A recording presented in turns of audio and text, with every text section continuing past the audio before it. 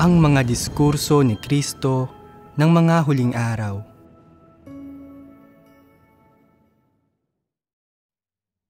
Tanging sa pagkakaroon ng takot sa Diyos, makatatahak ang isang tao sa landas ng kaligtasan. Ano ang pagkakaiba ng mga eskriba at pariseyo na nananampalataya sa Diyos sa kapanahunan ng kautusan at ng mga pastor, elder, pari at obispo ng mga modernong kapilya ng Kristiyano at Katoliko? Ibig sabihin, ano ang pagkakaiba ng pananampalataya kay Jehovah at pananampalataya kay Jesus? Bukod sa pangalang sinasampalatayaan nila, ano ang pagkakaiba? Ano ang pinanghawakan ng mga nananampalataya kay Jehovah? Ano ang pamamaraan nila ng pananampalataya? Sinunod nila ang batas at ang mga kautusan. Naunawaan ba nila ang gawain ng banal na espiritu? Naunawaan ba nila ang landas ng pagpasan ng krus? Nalaman ba nila na ang Diyos ang katotohanan, ang daan at ang buhay? Nagkaroon ba sila ng gayong konsepto? Nalaman ba nila ang mga mensaheng narinig ng mga mananampalataya ni Jesus? Hindi nila nalaman. Ano ang tingin sa kanila ng mga mananampalataya ni Jesus? Sila ay paurong, konserbatibo, at hindi sila nakasabay sa gawain ng banal na espiritu. Ang pangunahing bagay ay na hindi sila nakasabay sa mga hakbang ng gawain ng Diyos. Sinabi ng Diyos na darating ang Mesiyas at nang pumarito siya sa katawang tao, tinawag siyang Hesukristo. Hindi nila siya tinanggap, sa halip ay mapagmatigas siyang nilabanan. Hindi nila kinilala na ang Panginoong Hesus ay ang Diyos na nagkatawang tao at ipinako nila siya sa krus. Napag-iwanan sila at itiniwalag sila ng kapanahunan ng biyaya. Hindi nila alam ang mga mensahe ng kapanahunan ng biyaya tulad ng pagtubos, kaligtasan sa krus at pagsisisi. Hindi ba't pagkakaiba iyon? Kaya, ano ang sinasabi ng mga nasa kapanahunan ng biyaya? Ano ang pagkakaiba nila sa mga mananampalataya sa kapanahunan ng kautusan? Ano pa ba ang alam nila? Una sa lahat, kung titingnan ang pagbabasa ng Biblia, binabasa nila ang luma at bagong tipan. Kung titingnan ang pangalan ng Diyos na kanilang sinasampalatayaan, hindi na nila tinutukoy ang Diyos bilang Jehovah lamang, sa halip ay pangunahin nila siyang tinatawag na Hesukristo. Ano ang isinasagawa nila? Pangungumpisal at pagsisisi, mahabang pagtitiis at pagpapakumbaba. Sila ay mapagmahal, sinusunod nila ang mga utos, pinapasan nila ang kanilang krus, tinatahak nila ang landas ng pagdurusa sa krus, at inaabangan nila ang pag-akyat sa langit pagkatapos ng kamatayan. Sa maraming paraan, naiiba sila sa mga mananampalataya sa Diyos sa kapanahunan ng kautusan. Nagsasalita sila tungkol sa gawain ng banal na espiritu at sa pagiging napuspos at napangunahan ng banal na espiritu. Nagsasalita sila tungkol sa panalangin, sa pagkilos sa pangalan ng Panginoong Hesus at sa pagpapalaganap ng Ebanghelyo. Ang mga bagay na sinasabi nila ay lubos na naiiba sa mga nasa kapanahunan ng kautusan. Ngunit sa huli, natatanggap nila ang parehong konklusyon mula sa Diyos na gaya ng sa mga tao ng pananampalatayang Hudyo. Kabilang din sila sa isang relihiyosong grupo. Anong klaseng bagay ito? Yaong mga Pariseyong Hudyo, punong saserdote at eskriba ng kapanahunan ng kautusan ay nanalig sa Diyos sa pangalan lamang, ngunit sila ay tumalikod sa kanyang daan at ipinako pa nila ang nagkatawang taong Diyos.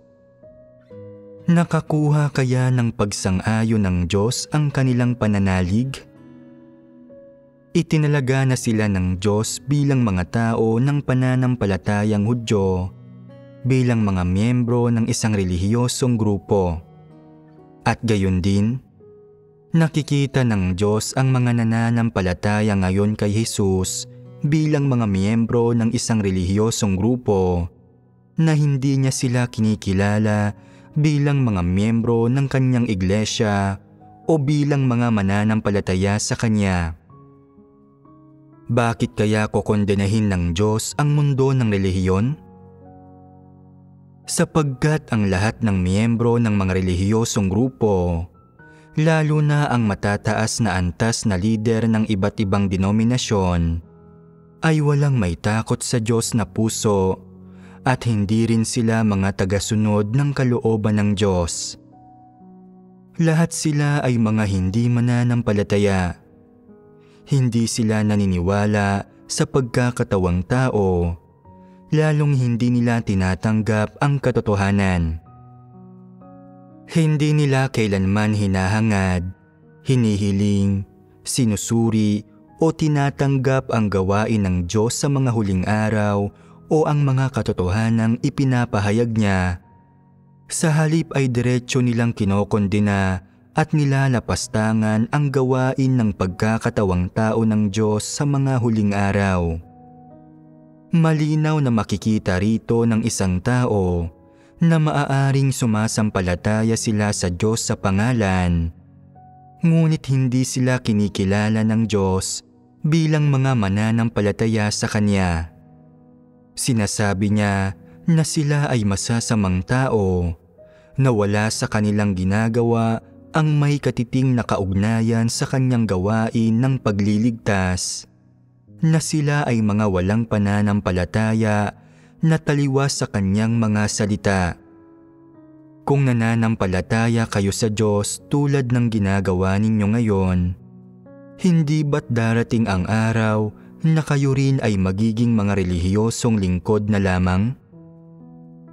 Ang pananampalataya sa Diyos mula sa loob ng relihiyon ay hindi magkakamit ng kaligtasan. Bakit ganito mismo? Kung hindi ninyo masabi kung bakit ganito, ipinapakita nito na hindi ninyo nauunawaan ang katotohanan o ang mga layunin ng Diyos kahit kaunti. Ang pinakakalunos-lunos na maaaring mangyari sa pananampalataya sa Diyos ay ang pagbaba nito sa relihiyon at ang pagtitiwalag ng Diyos dito. Hindi ito kapanipaniwala para sa tao, at ang mga hindi nakauunawa sa katotohanan ay hindi kailanman makikita ng malinaw ang bagay na ito. Sabihin ninyo sa akin, kapag unti-unting naging relihiyon ang isang iglesia sa mga mata ng Diyos at naging isang denominasyon sa loob ng maraming mahabang taon mula nang mabuo ito, ang mga tao ba sa loob nito ang mga maliligtas ng Diyos? Miyembro ba sila ng Kanyang pamilya? Hindi sila kabilang. Anong daan ang kanilang tinatahak nitong mga taong sa pangalan lamang nananampalataya sa tunay na Diyos, ngunit itinuturing niyang mga relihiyosong tao? Ang daan na kanilang tinatahak ay ang daan kung saan dinadala nila ang bandila ng pananampalataya sa Diyos, ngunit hindi kailanman sumusunod sa Kanyang daan. Ito ay isang daan kung saan nananampalataya sila sa Diyos, ngunit hindi siya sinasamba at tinatalikuran pa nga siya. Ito ay isang daan kung saan ipinapahayag nilang nananampalataya sila sa Diyos, ngunit nilalabanan siya. Pakunwaring nananalig sa pangalan ng Diyos, sa tunay na Diyos, ngunit sumasamba kay Satanas at sa mga dyablo, at nakikibahagi sa mga pagpapatakbo ng tao at nagtatatag ng isang nagsasariling kaharian ng tao. Iyon ang daang tinatahak nila.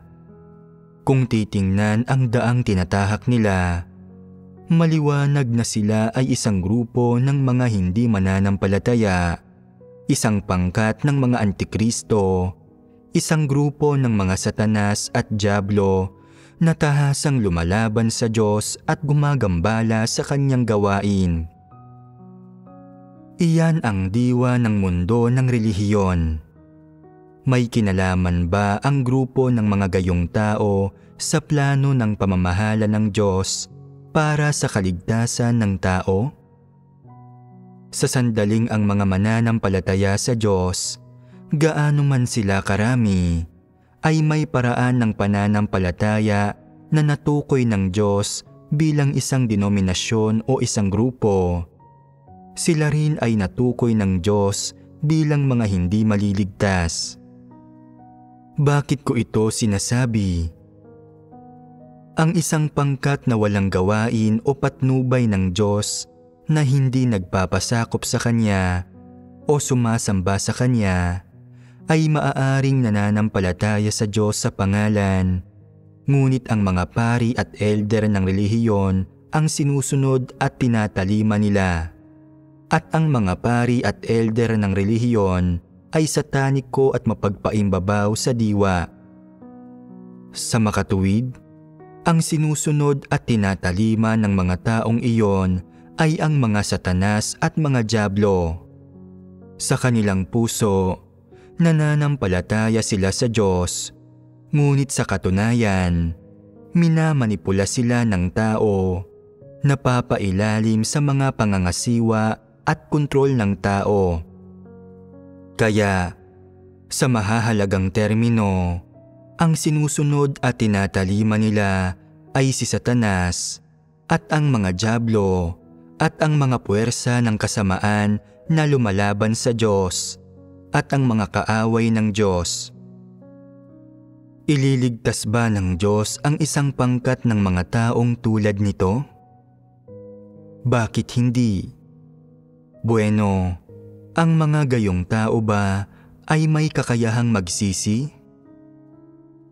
Wala. Hindi sila magsisisi. Sila ay nakikilahok sa mga pagpapatakbo ng tao at mga proyekto ng tao sa ilalim ng bandila ng pananampalataya sa Diyos, na sumasalungat sa plano ng pamamahala ng Diyos para sa kaligtasan ng tao, na ang pinakakalalabasan ay itataboy sila ng Diyos. Imposibleng ililigtas ng Diyos ang mga taong ito. Wala silang kakayahang magsisi, at habang tinatangay sila ni Satanas, ipinapasa sila ng Diyos dito. Ang pananampalataya ba ng isang tao sa Diyos ay maaaring magkamit ng kanyang pagsang-ayon depende sa kahabaan ng taon nito? Nakadepende ba ito sa uri ng mga ritual na sinusunod ng isang tao o sa mga regulasyong itinataguyod niya? Tinitingnan ba ng Diyos ang mga kagawian ng tao? Tinitingnan ba niya ang dami nila? Hindi. Ano ang tinitingnan niya kung gayon?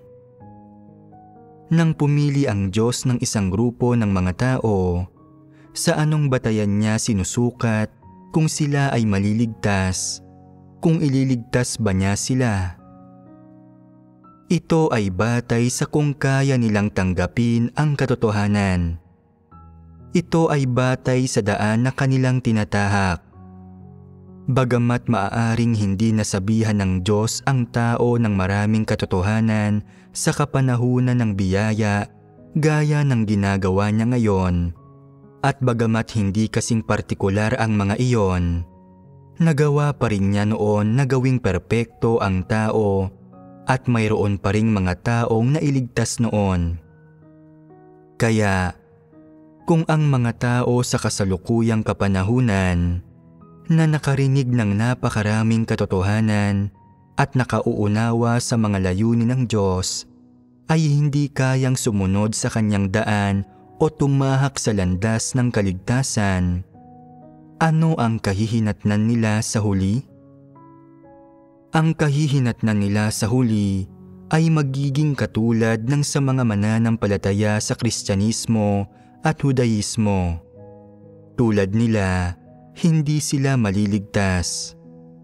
Ito ang matuwid na disposisyon ng Diyos. Hindi mahalaga kung gaano karaming sermon ang napakinggan mo o kung gaano karaming katotohanan ang naunawaan mo. Kung sumusunod ka pa rin sa tao, kung sinusunod mo pa rin si Satanas at hindi mo magagawang sundin ang daan ng Diyos sa huli o matakot sa Kanya at umiwas sa kasamaan, kung gayon, itinataboy ng Diyos ang mga gayong tao. Ang mga tao sa relihiyon ay maaaring nakapangangaral ng napakaraming kaalaman sa Biblia at maaaring nakauunawa sila ng ilang espiritual na doktrina, ngunit hindi sila nakapagpapasakop sa gawain ng Diyos o nakapagsasagawa at nakararanas ng Kanyang mga salita o tunay na nakasasamba sa Kanya, at hindi rin nila nagagawang matakot sa Kanya at umiwas sa kasamaan. Lahat sila ay mapagpaimbabaw, hindi mga taong tunay na nagpapasakop sa Diyos. Sa mga mata ng Diyos, ang mga gayong tao ay tinutukoy bilang parte ng isang denominasyon, ng isang grupo ng tao, ng isang pangkat ng tao, bilang tirahan ni Satanas. Sama-sama, sila ang pangkat ni Satanas, ang kaharian ng mga antikristo, at lubusan silang itinataboy ng Diyos. Sa ngayon, ang pinakaapurahang bagay na dapat ninyong gawin ay hangarin ang katotohanan. Sa isang banda, hindi kayo maaaring mag-antala habang ginagawa ang inyong tungkulin. At sa isa pang banda, kailangang mabilis kayong magsikap sa maikling panahon na humakbang patungo sa landas ng kaligtasan at hindi matalikuran ng Diyos. Magiging kahilahilakbot na bagay iyon. Ito ang iyong huli at panandaliang pagkakataon habang ginagawa ng Diyos ang Kanyang gawain ng pagliligtas sa mga huling araw. Kung tutukuyin ng Diyos ang isang tao, sasabihing hindi mo kailanman sinunod ang Kanyang daan, na talagang hindi ka matatakot sa Kanya o iiwas sa kasamaan. At kapag nagpasya siyang talikuran ka, hindi ka na niya sasawayin o didisiplinahin. Hindi ka na pupungusan at hindi ka na hahatulan o kakastiguhin. Tuluyan kanyang susukuan. Sa oras na iyon, ganap na magiging malaya ang pakiramdam mo. Wala nang magbabantay pa sa iyo. Wala nang makikialam kung paano ka mananampalataya sa Diyos. Walang pananaway kahit ano pang masasamang bagay ang gawin mo. Walang pananaway o pagdisiplina kung habang ginagawa mo ang iyong tungkulin ay hindi ka nagiging tapat o kung hinahangad mo lang na tuparin ang sarili mong mga ambisyon at hangarin o guluhin at gambalain ang gawain ng iglesia. Kahit na mayroon kang mga kuro-kuro tungkol sa Diyos sa puso mo, walang pananaway o pagdisiplina. Kung lalabanan o tatanggihan mo ang pagpupungos, kung huhusgahan o mamaliitin mo ang iba kapag nakatalikod sila o aakitin sila sa iyong panig, walang pananaway o pagdisiplina. Ano ang senyalis na ito? Magandang senyalis ba ito? Walang nagbabantay sa iyo, walang nagpupungos sa iyo, at hindi ka sinasaway ng Diyos. Ang lahat ay tila umaayon sa gusto mo at nagagawa mo ang anumang nais mo. Napakalinaw na hindi ito isang magandang senyales. Kapag nais ng Diyos na sukuan ka, hindi ka na magkakaroon ng pananaway, hindi ka na makararamdam ng pagdisiplina, at hindi ka na rin makararamdam ng paghatol at pagkastigo. Ano ang ipinahihiwatig ng pagsuko ng Diyos sa isang tao? Ipinahihiwatig nito na ang taong iyon ay walang kahihinatnan sa huli, na nawala ang kanyang pagkakataon na mailigtas. Kapag sinusukuan ng Diyos ang isang tao, unang ipinadarama ng Diyos sa kanya ang kawalan ng pananaway. Labis siyang nasisiyahan sa kanyang sarili araw-araw at iniisip niyang pinagpapala siya, kaya't basta-basta niyang pinapalayaw ang kanyang sarili, nagiging mababang uri, sumusunod sa mga ninanasa ng kanyang puso, ginagawa ang anumang nais niya, at kumikilos sa anumang paraang gusto niya. Anumang pasaway na bagay ang gusto niyang gawin, walang pananaway o pagdisiplina, lalong walang pakiramdam ng pagkabalisa o na ang lahat ay hindi maayos. Ang sinumang umalis sa pananaway at pagdisiplina ng Diyos ay nasa bingit ng panganib.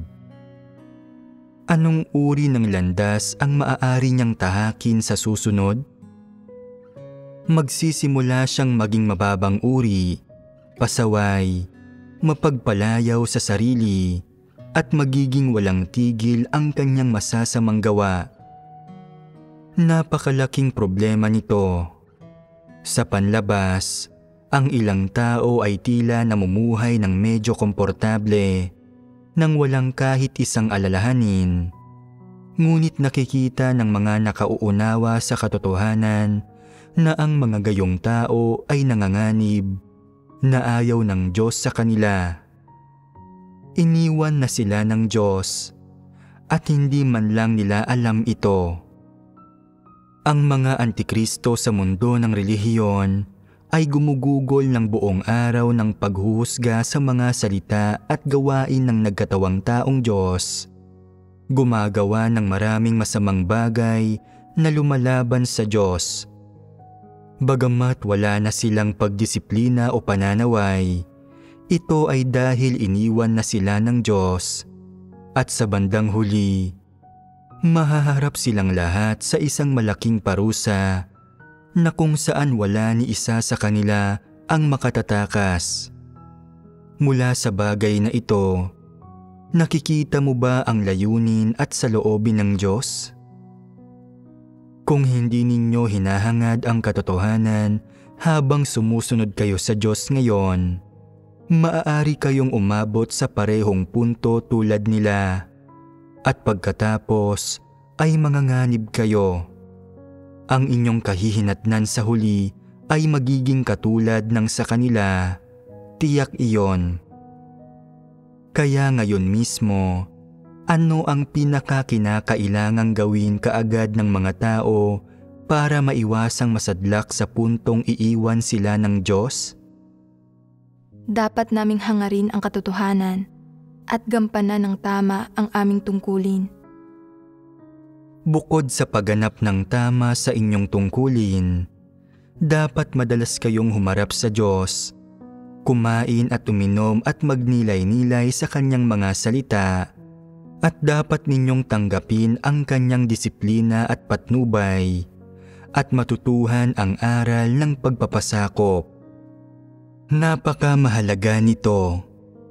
Dapat kang makapagpasakop sa lahat ng kapaligiran, tao, pangyayari, at bagay na isinaayos ng Diyos para sa iyo.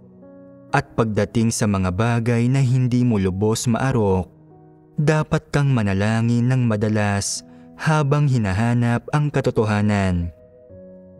Sa pamamagitan lamang ng pag-unawa sa mga layunin ng Diyos ka makahahanap ng 100 pasulong. Dapat kang magkaroon ng pusong may takot sa Diyos. Gawin ang dapat mong gawin ng maingat at listo, at mamuhay sa harap ng Diyos nang may pusong nagpapasakop sa Diyos. Madalas na patahimikin ang sarili mo sa harap niya at huwag maging pasaway. Kahit papaano man lang, kapag may nangyayari sa iyo, patahimikin muna ang iyong sarili. Pagkatapos ay magmadaling manalangin at sa pamamagitan ng pananalangin at paghahanap at paghihintay, unawain mo ang mga layunin ng Diyos. Hindi ba't isa itong sa loobin ng pagkatakot sa Diyos? Kung natatakot at nagpapasakop ka sa Diyos sa puso mo at napatatahimik mo ang iyong sarili sa harap niya at naaarok mo ang kanyang mga layunin, kung gayon, sa ganitong uri ng pakikipagtulungan at pagsasagawa, mapoprotektahan ka at hindi ka matutukso ni hindi ka gagawa ng anumang bagay na makagagambala o makagugulo sa gawain ng iglesia. Hanapin ang katotohanan sa mga bagay na hindi mo malinaw na nakikita. Huwag bulag na manghusga o maglabas ng mga pagkondena. Sa ganitong paraan, hindi ka kapopuotan ng Diyos o itataboy niya. Kung mayroon kang pusong may takot sa Diyos, matatakot kang magkasala sa Kanya, at kung may isang bagay na tumutukso sa iyo, mamumuhay ka sa harap ng Diyos ng may kilabot at pangamba, at mananabik kang magpasakop sa Kanya at palugurin Siya sa lahat ng bagay.